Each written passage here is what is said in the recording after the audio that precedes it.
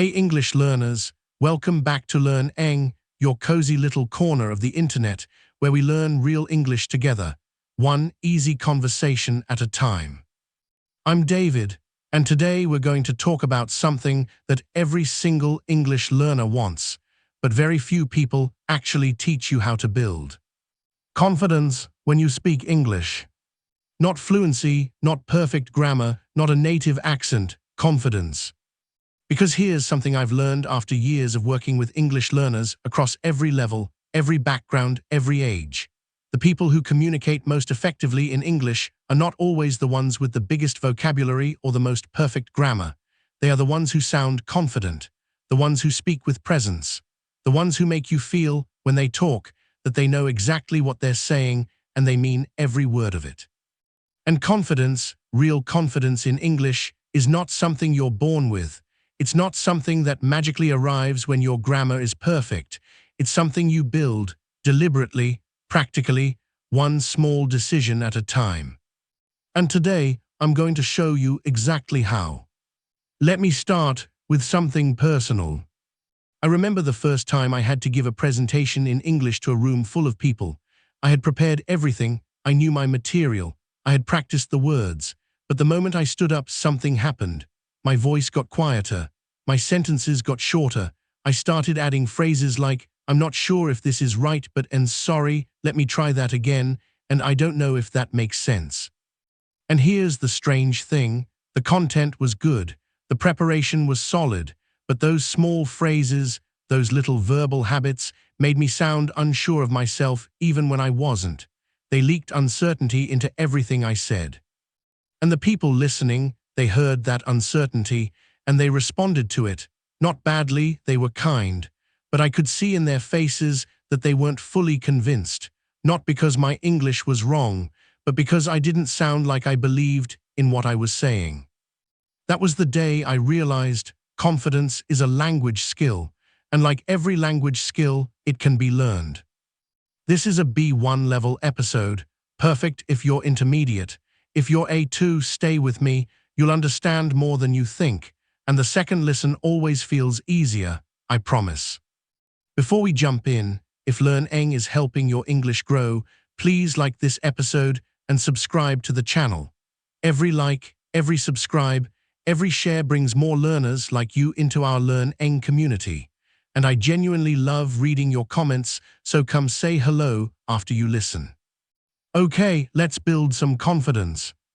First, let's talk about what confidence actually sounds like in English, because a lot of learners think confidence means speaking fast, or speaking loudly, or never making mistakes. None of those things are true. Confident English sounds like this: clear pace, not rushed, not slow, just steady and deliberate. Strong sentence endings, not trailing off into uncertainty at the end of every phrase. Direct statements, saying what you mean without excessive hedging or apologizing. Comfortable pauses, silence used as a tool, not as something to be afraid of.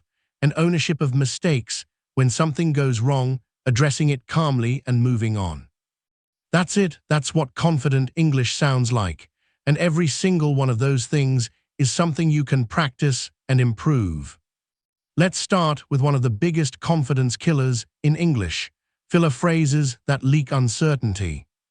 These are the phrases that English learners add, often unconsciously, that signal doubt, nervousness, and lack of confidence, even when the content is excellent.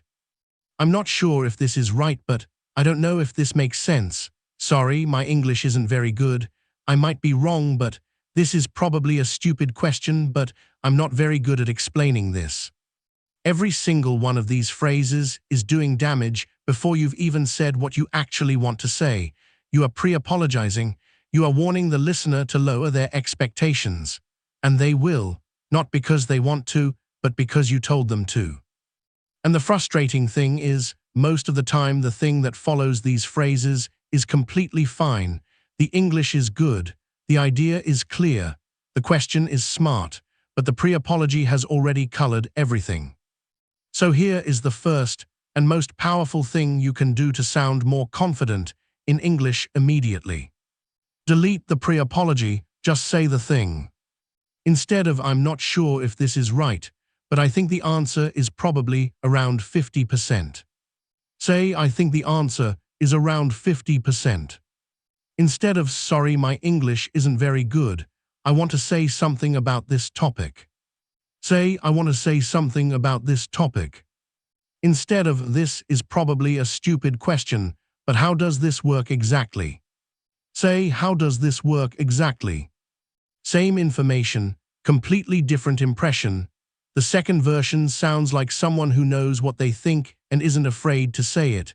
That's confidence, and it costs you nothing except the habit of pre-apologizing. Now let's talk about language that adds confidence rather than removing it, because it's not just about what you delete, it's also about what you add. Here are some phrases that make you sound more confident, more authoritative, and more credible in English. When stating an opinion confidently. I genuinely believe that, strong and personal from my perspective, shows you're speaking from experience and knowledge, the way I see it, direct and clear. What I've found is, grounds your opinion in experience. I'm fairly certain that, confident without being arrogant, in my experience, gives your statement weight and credibility. When answering a question, you need a moment to think about. That's a really good question, let me think about that for a second.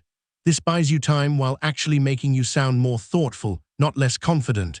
Off the top of my head I'd say, shows you're engaged and willing to answer even without preparation. My initial thought is, signals you're thinking carefully. Let me put it this way, a great phrase for when you want to reframe or simplify your answer. When you're not completely sure of something. I believe, though I'd want to double-check that, honest but still confident, as far as I know, acknowledges limits without undermining everything you're saying. I'm not 100% certain, but my understanding is measured and honest.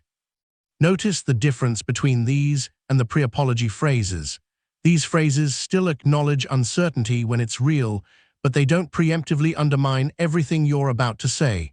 They keep you in the conversation as a credible voice. They say, I'm thinking carefully. I'm being honest, and I'm still here. Now let's talk about one of the most underused confidence tools in English. The pause. Most English learners are terrified of silence. When there's a gap, even a tiny one, they rush to fill it. With ums, with ahs, with filler words, with half sentences that trail off nowhere. Because the silence feels like failure, like the audience is judging, like you've lost the thread. But here's what silence actually communicates to a listener. It communicates that you are thinking, that you are choosing your words carefully, that what you're about to say is worth waiting for. Native speakers, especially confident native speakers, use pauses constantly. They finish one thought, they pause, they begin the next, and that pause creates weight. It creates attention. It makes people lean in. So practice this.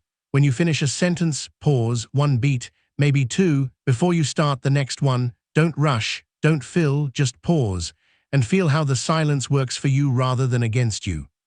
Here are some natural phrases that work with pauses rather than against them. And here's the thing, pause, the thing I've noticed is, and what that means is, pause, it means that, the point I'm really trying to make is, pause, let me say that a different way, pause, what I mean is. These phrases signal to the listener something important is coming, and the pause after them gives that importance room to breathe. Now let's talk about how to handle mistakes confidently, because mistakes will happen. In English, they will always sometimes happen, even for very advanced speakers. The question is not how to avoid them. The question is how to handle them when they come. Most English learners handle mistakes in one of two ways. They either freeze, the mistake breaks their concentration and they can't recover, or they over-apologize, they make the mistake into a much bigger moment than it needs to be. Neither of these serves you. Here are the confident ways to handle a mistake in English. When you use the wrong word. Sorry, I mean, quick, clean, move on. What I meant to say was, clear correction, no drama. Let me rephrase that. Shows you're choosing your words carefully. When you lose your train of thought. Where was I right? Natural and human. Let me come back to that. confident redirect. I lost my thread for a second. The point I was making was honest and clear. When you don't understand something. Could you say that again? I want to make sure I understood correctly. Confident, not apologetic. Sorry, I didn't quite catch that. Could you repeat? Natural and completely acceptable. Just to make sure I understood, you're saying that shows active listening and confidence. The key in all of these is the tone. Calm, matter of fact, no drama, no excessive apology. You made a mistake, you corrected it, you moved on. That is what confidence looks like in the face of imperfection. And it's actually far more impressive than never making mistakes at all, because it shows that mistakes don't shake you. Now let's talk about body language and voice.